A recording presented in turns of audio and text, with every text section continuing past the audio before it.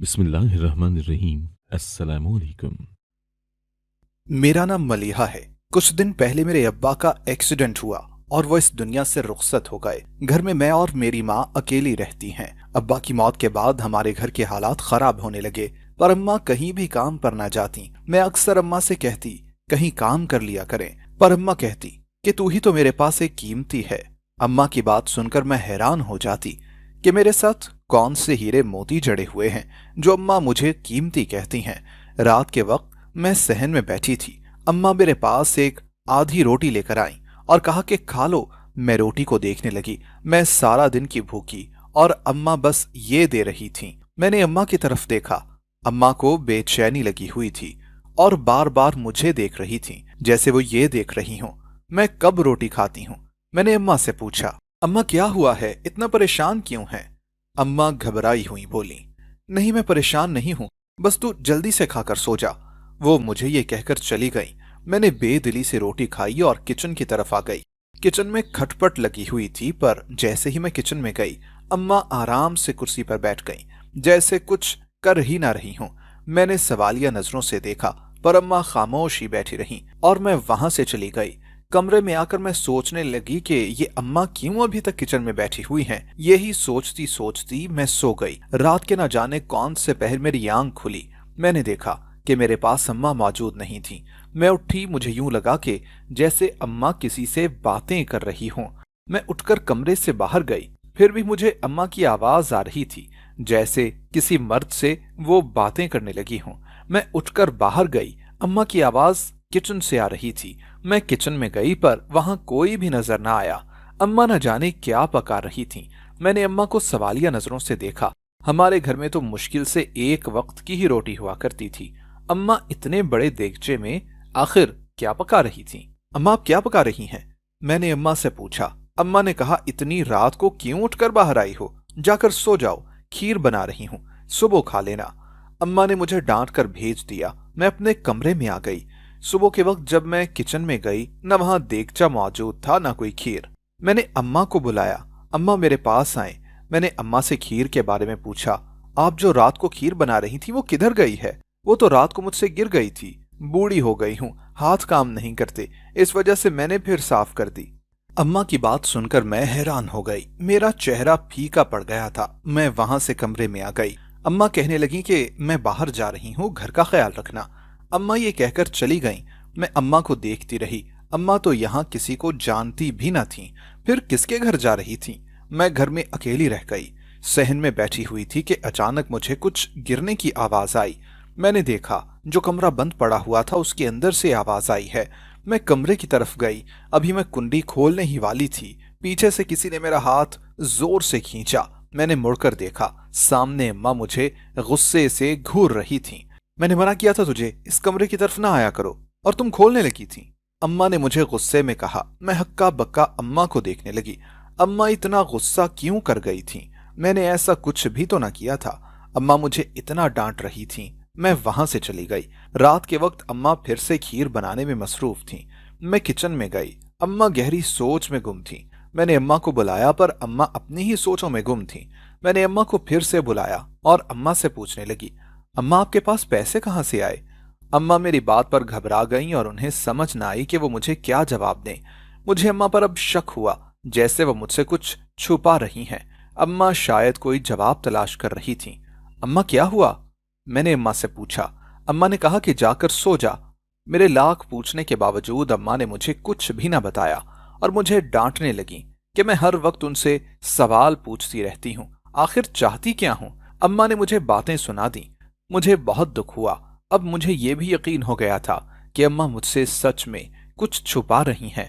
अम्मा के पास तो इतने पैसे भी ना होते थे कि वो 2 टाइम रोटी ही पका लें, फिर ये खीर के लिए अम्मा के पास पैसे कहाँ से आ जाते हैं? मैंने फिर से अम्मा से पूछने की कोशिश की, मगर अम्मा का पहले वाले रवैये के बारे में सोचकर मैं खामोश हो गई और जाकर कमरे में लेट गई।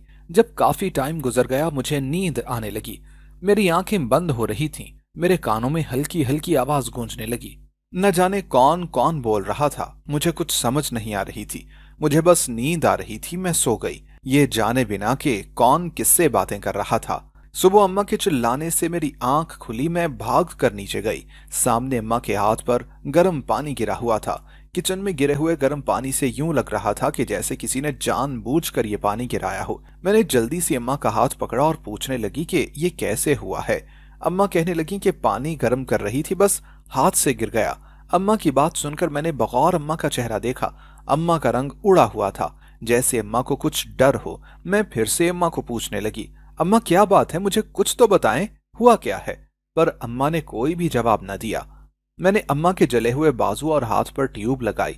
अम्मा ने मुझे कुछ न बताया, पर इतना मुझे भी मालूम था कि ये पानी अम्मा से नहीं गिरा।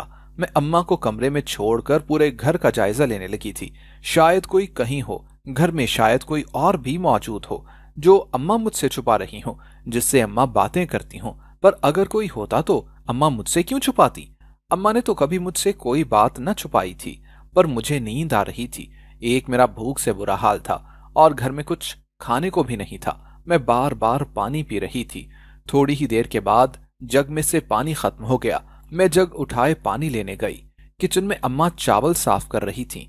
अम्मा अब तो कह रही थी कि घर में कुछ भी खाने को नहीं है, फिर ये चावल कहाँ से आए हैं और इन्हें क्या करना है। अम्मा से पूछने की देर थी कि अम्मा ने बात बदल दी और कहने लगी कि मुझे नमाज से देर हो रही है, तू जाकर सो जा। अम्मा ये कहकर चली गई। मैं किचन का जायजा लेने लगी थी। अचानक किचन में मेरी नजर पड़ी। नीचे किसी मर्द की जूती के निशान थे। मैं बगौर देखने लगी। अचानक मेरे दिमाग में झमाका सा हुआ और मेरे चेहरे पर पसीना आ गया। फिर मैंने खुद को तसल्ली दी कि ऐसा कुछ नहीं है। मैं कहाँ सोच रही हूँ, ये अम्मा की जूती के ही निशान होंगे। मैंने खुद को तसल्ली दी और किचन से बाहर सहन में आ गई। हल्की हल्की हवा थी। मैं सहन में रखी चारपाई पर बैठ गई। अचानक से मुझे किसी का साया नजर आया, जैसे कोई मेरे पीछे से गुजर कर गया हो। मैंने एकदम से मुड़कर देखा, पर वहां तो कोई भी मौजूद नहीं था। उस वक्त मुझे अपनी जहनी हालत पर शक हुआ। मैं क्या क्या सोचने लगी थी अम्मा के बारे में, मुझे कुछ समझ ना आई। मैं पूरे घर को पागलों की तरह देखने लगी। मुझे कोई नजर आ जाए, पर मुझे कोई भी नजर ना आया। मुझे शक होने लगा कि जैसे कोई और भी हमारे साथ मौजूद हो। मैं पागलों की तरह इर्द गिर्द देखने लग गई, पर मुझे कोई भी नजर नहीं आ रहा था। अचानक मेरी नजर बंद कमरे की जानिब गई। मेरा जी चाह रहा था कि मैं उधर जाऊं, उस कमरे को खोलूं और देखूं कि आखिर उसमें ऐसा क्या है जो वो सालों से बंद पड़ा हुआ है। अम्मा मुझे उधर भी जाने नहीं देती थी। आखिर उस कमरे के पीछे क्या राज छुपा हुआ है। मैं कमरे की तरफ बढ़ी, फिर अम्मा का ख्याल आ गया। मैं रुक गई, कदम वहीं जम गए। मैं वहां जा ना पाई। उधर आखिर था क्या। मैं फकत उस कमरे को तजस्सुस से न जाने कब तक घूरती रही, जैसे कोई अभी वहां से निकल आएगा। इतने में अम्मा आ गईं और मुझे कहने लगी, पागल हो गई है क्या, एक जगह को ही घूरे जा रही है। क्या है इधर, कितनी बार कहा है रात को देर तक ना जागा कर, मैं अपना काम। अम्मा कुछ कहते कहते रुक गई थी। मैंने सवालिया नजरों से देखा। अम्मा क्या कहने वाली थी। अम्मा अगर आज खीर बनानी है तो मैंने नहीं सुना, मुझे खीर देती ही नहीं है।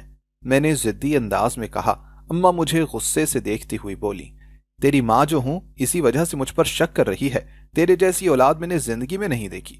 अम्मा ये कहकर चली गई। मैं आजकल अम्मा का रवैया देखने लगी जो बिल्कुल ही बदल गया था। अम्मा बात बात पर मुझे डांटने लगी थी। मैं बात थोड़ी करती, लेकिन अम्मा डांट ज्यादा देती। मुझे कभी कभी अब अम्मा पर गुस्सा भी आता। फिर सोचती कि अम्मा ही तो हैं, मुझसे कितना प्यार करती हैं, मेरी खातिर कहीं बाहर काम करने नहीं जाती हैं। लेकिन अचानक मुझे ख्याल आया कि अम्मा इतना डरती क्यों हैं, जैसे मैंने कहीं चले जाना है या फिर मुझे किसी ने उठा लेना है। और भी तो घर में लड़कियां अकेली रहती हैं, फिर अम्मा क्यों कहीं नहीं जाती ज्यादा देर के लिए मुझे अकेला छोड़कर। मैं सोचने पर मजबूर हो गई, आखिर अम्मा चाहती क्या है। मैं ये सोचती हुई कमरे में आई। कमरे में अजीब सी महक फैली हुई थी। मैंने इर्द गिर्द देखा, ये महक कहाँ से आ रही है, पर मुझे कहीं भी कोई परफ्यूम वगैरह नजर ना आया। फिर ये खुशबू आखिर कहाँ से आ रही थी, मुझे कुछ समझ ना आई। मैं गुस्से में सो गई। मैं जानती थी कि अम्मा अब खीर ही बनाने लगी होंगी। अगले दिन दोपहर को अम्मा बाजार गईं और मुझे कहकर गईं कि जब तक मैं ना आऊं कमरे से बाहर मत निकलना। अम्मा की बात पर मुझे अब हंसी आ गई। मतलब मैं कोई बच्ची हूं जो बाहर ना निकलूं। मैंने हंसते हुए माँ से कहा, तू बच्ची नहीं है, इसी बात का तो डर रहता है मुझे। अम्मा ये कहकर चली गईं और मैं अम्मा की बात में उलझ कर रह गई। आखिर अम्मा मुझे कहना क्या चाहती थी। क्यों मुझे ऐसा कहकर गई थी? मैं भी मलीहा थी। पूरे घर में घूमने लग गई। तेज धूप की वजह से अब मुझे पसीना आने लगा था। मैं क्यारी के पास जाकर बैठी। वहां क्यारी के पास थोड़ी सी खीर गिरी हुई थी। मैं देखती हुई ये सोचने लगी कि ये खीर कहाँ से आ गई है। अम्मा ने रात को खीर बनाई थी, तो क्या फिर अम्मा से गिर गई? ये अम्मा को क्या हो जाता है? खीर बनने के बाद गिर क्यों जाती है? ये हमारे साथ ही होता है या सबके साथ होता है? मैं उसी खीर को बगौर देख रही थी। मुझे यूं महसूस हुआ कि जैसे कोई मुझे पीछे से देख रहा है। मैंने मुड़कर देखा। मुझे यूं महसूस हुआ उस कमरे का जो सालों से बंद पड़ा है, किसी ने उसका दरवाजा बंद किया है। जब मैं उसके पास गई, उसे तो बाहर से कुंडी लगी हुई थी। फिर कोई कैसे बंद कर सकता है? फिर मैं सोचने लगी, मैं ही पागल हूं, न जाने क्या क्या सोच रही हूं। घर में और कोई हो सकता है। वैसे ही मैं बहुत वहम करने लगी हूं आजकल। मैंने खुद को तसल्ली दी। फिर से मेरी नजर उस थोड़ी सी खीर पर पड़ी। आखिर ये कहां से आ सकती है? मैं बार बार उसे देख रही थी। आज अम्मा ने पहली दफा आने में इतनी देर कर दी थी। मेरा दिल घबराने लगा था। अम्मा कहाँ जा सकती हैं? पहले तो अम्मा ने कभी इतनी देर ना की। दूसरी तरफ मेरा दिल कर रहा था कि मैं उस कमरे को जाकर देखूं। आखिर उसमें ऐसा क्या है? क्यों मुझसे अम्मा कुछ छुपा रही हैं? मैं 2-3 दफा उधर जाने लगी पर ना जा सकी। मेरे पैर भी कांपने लगते। अगर वहां से कुछ निकल आया तो? अगर वहां पर कोई हुआ तो? पर कौन हो सकता है हमारे घर में अम्मा के और मेरे सिवा? मैं खुद ही सवाल करके खुद ही जवाब दे रही थी। इतने में अम्मा भी आ गईं। मेरी जान में जान आई। अम्मा मुझे घूरने लगी। मना किया था तुम्हें, बाहर मत निकलना, इतनी धूप है, फिर भी बाहर निकल आई। मेरी किसी बात का तुझ पर कोई असर नहीं होता। अम्मा मुझे डांटने लगी थी। मैं अम्मा को देख रही थी। अम्मा बोले जा रही थी। अम्मा की बातें एक कान से सुनकर मैं दूसरे कान से निकालने लगी। अम्मा बोलती रहीं। मैं कमरे में चली गई। रात के वक्त मैं कमरे से बाहर निकली। अम्मा किचन में खड़ी थी। मैंने बिना कुछ पूछे अम्मा को देखने लगी। अम्मा ने मेरी तरफ प्यार से देखा। क्या हुआ है? ऐसे क्या देख रही हो? अम्मा से नाराज हो? मैंने अम्मा की बात सुनी अनसुनी कर दी और अम्मा को देखने लगी। मेरा दिल किया कि अम्मा से पूछूं कि वो ये खीर किसके लिए बना रही हैं। अम्मा ने मेरी तरफ देखा और अपने काम में मसरूफ हो गईं। अम्मा खीर किसके लिए बना रही हैं? मेरे पूछने पर अम्मा ने कोई जवाब न दिया, जैसे मेरी बात ही ना सुनी हो। अम्मा ने मेरे फिर पूछने पर भी कोई जवाब न दिया। मैं वहां से कमरे में आ गई। जब मैं अगले दिन उठी, किचन में कोई खीर न थी, न ही देगचा मौजूद था। मैंने पूरे किचन को छान मारा पर मुझे कहीं नजर न आया। मैंने अम्मा को बुलाकर खीर के बारे में पूछा। अम्मा कहने लगी कि वो तो कल मुझसे गलती से गिर गई थी। अम्मा ये कहकर वहां से फौरन चली गईं, जैसे मैंने दोबारा कोई सवाल कर लेना हो। मैं अम्मा के पीछे गई, पर फिर भी अम्मा ने मुझे कोई जवाब न दिया। मैंने सारा दिन अम्मा से कोई बात न की। रात को मैंने सोच लिया था कि मैं जानकर ही रहूंगी कि आखिर ये माजरा क्या है। रात के वक्त मैं कमरे में गई और यूं लेट गई कि जैसे मैं सो रही हूं। काफी टाइम मैं यूं ही लेटी रही। अम्मा न जाने कितनी मर्तबा मुझे देखने के लिए आई कि मैं सो गई हूं या नहीं। अम्मा को यही महसूस हुआ कि जैसे मैं सो रही हूं। काफी टाइम बाद मुझे आवाज आई। मैं उठ गई और देखा अम्मा कहीं जा रही थी। खीर वाला देगचा उठाए। मैंने गौर से देखा। अम्मा जिस तरफ जा रही थी, ये देखकर मेरे पैरों तले से जमीन निकल गई। मैं धीरे धीरे अम्मा के पीछे जाने लगी। अम्मा के साथ मैं उस कमरे में दाखिल हुई। सामने का मंजर देखकर मेरे पैरों तले से जमीन निकल गई। सामने देखते ही मेरी आंखों से आंसू बहने लगे। उनकी बातें सुनकर मेरी रूह भी कांप गई। मैं वहां से अपने कमरे में आ गई। मेरे हाथ पांव बुरी तरह से कांपने लगे। मैं जल्दी से पानी पीने लगी। मुझे अपना सांस बंद होता हुआ महसूस हो रहा था। मैं वहां से भागकर बाहर की तरफ गई और सहन में आ गई। मेरे आंसू बह रहे थे। मेरी नजर दरवाजे की जानिब थी। कब कौन वहां से निकलता है, मेरी नजरें उधर ही थीं। थोड़ी ही देर के बाद अम्मा उस दरवाजे से बाहर निकली। मुझे देखकर एकदम घबरा गईं। मेरे आंसू बह रहे थे। अम्मा, ये सब क्या है? क्यों इतना कुछ आपने मुझसे छुपाया? मुझे नहीं उम्मीद थी मेरे अपने मेरे साथ ऐसा करेंगे। क्यों आपने मुझे धोखे में रखा? एक घर में रहते हुए भी मैं किसी को नहीं पहचान सकी। मेरे अपने ही मुझसे इतने राज छुपाएंगे।